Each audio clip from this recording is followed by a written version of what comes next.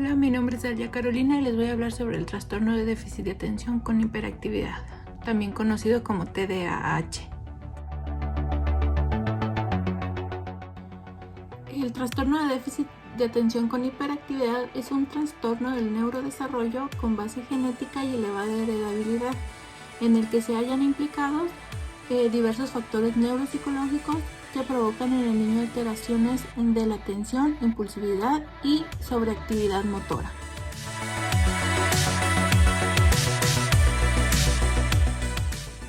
Existen diversas áreas que se han estudiado para poder explicar el origen del TDAH.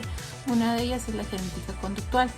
Aquí nos dice que existe mayor prevalencia del trastorno de déficit de atención y otros tipos de trastornos como depresión, ansiedad, trastorno antisocial, etc. en los familiares de los pacientes que tienen TDAH. ¿Qué quiere decir esto? Que los pacientes que tienen TDAH tienen familiares con algún tipo de trastorno de otro tipo, depresión, ansiedad o los que ya les había mencionado. Estudios de gemelos también dicen que hay una concordancia para los síntomas del TDAH. ¿Qué quiere decir? Que existe una probabilidad del 55% en gemelos monocigóticos que puedan tener este tipo de trastorno y un 33% en los gemelos que no son monocigóticos, con un coeficiente de heredabilidad del 0.65% al 0.91%. Por otro lado, también está el área de la genética molecular, en el que se nos dice que parece que un 70% de los pacientes con TDAH se deben a factores genéticos en relación con mutaciones de varios genes. Se ha comprobado que hay varios genes que codifican moléculas con un papel importante en la neurotransmisión cerebral.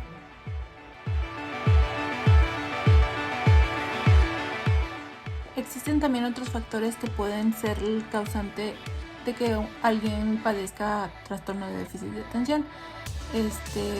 Ahora voy a hablar sobre los factores biológicos adquiridos, donde se dice que el trastorno de déficit de atención puede adquirirse o modularse por factores biológicos adquiridos durante el periodo prenatal, perinatal y postnatal, como la exposición intrauterina al alcohol, nicotina y determinados fármacos. ¿Qué quiere decir? Que si el niño o paciente con sospechas de tener trastorno de déficit de atención tuvo en su embarazo o presentó la mamá alguna adicción al alcohol o a los fármacos o a los narcóticos, puede estar predispuesto a poder presentar este tipo de trastorno.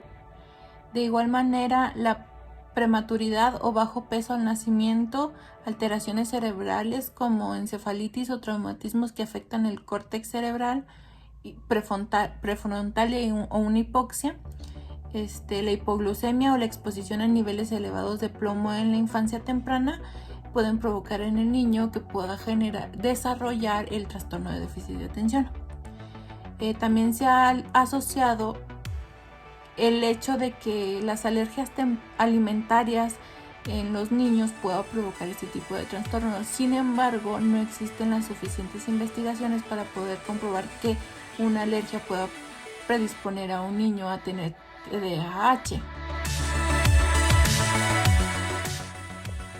El Manual Diagnóstico y Estadístico de los Trastornos Mentales de la Asociación Americana de Psiquiatría distingue 3 subtipos de TDAH.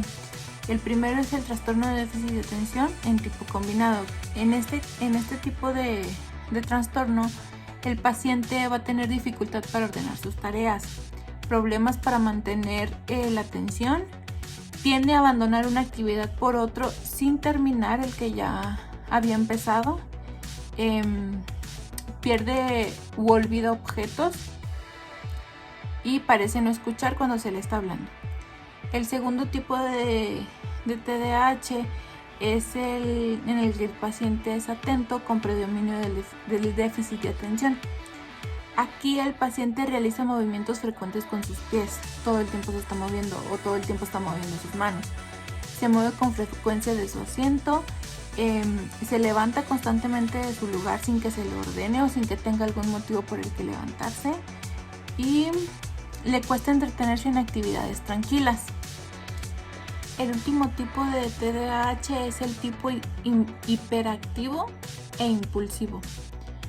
Aquí el paciente tiene dificultad para pensar antes de actuar, responde preguntas antes de que se terminen siquiera de formularlas, es poco previsor, dificultad para controlar sus emociones y tiene reacciones de ira y de rabia constantemente. Para poder establecer un diagnóstico más acertado no solo basta la observación de las características ya mencionadas, sino que además se debe considerar y realizar una evaluación de 4 áreas importantes en el paciente. La primera de ellas es una evaluación neuropsicológica. Consiste en realizar test válidos que evalúan las capacidades de atención, concentración, memoria, inteligencia y función ejecutiva. La segunda de ellas es la evaluación socioemocional y habilidades sociales. En este caso consiste en evaluar el comportamiento social de un niño mediante diversas observaciones, entrevistas al paciente y a su familia, así como a sus maestros, e incluso se pueden hacer autoinformes por parte del niño. Y la última evaluación es la evaluación en contexto escolar, mediante un cuestionario de habilidades sociales en clase.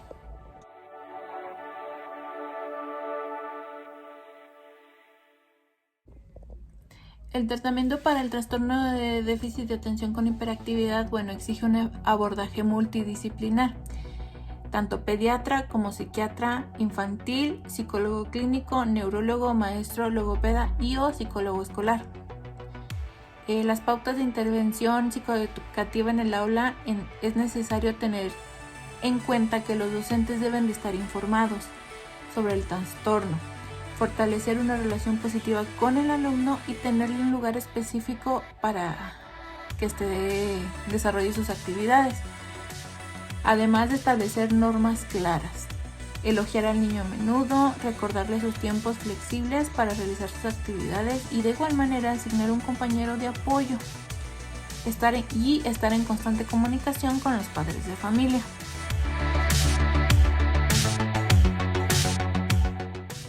Los niños con trastorno de déficit de atención con hiperactividad necesitan de rutinas, seguridad y coherencia y consistencia en las actitudes de los adultos. Es por eso que el rol de la familia es muy importante en el tratamiento e intervención de este tipo de trastornos.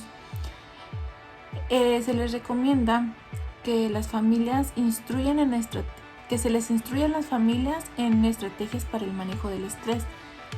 Trabajar de manera concreta con las emociones de los niños y de la familia, además de enseñarles y poner en práctica las técnicas de modificación de conducta, cuándo y en qué momento utilizarlas. También es importante mantenerlos informados sobre el TDAH y establecer normas claras y límites en casa, y además de gestionar sus actividades extraescolares.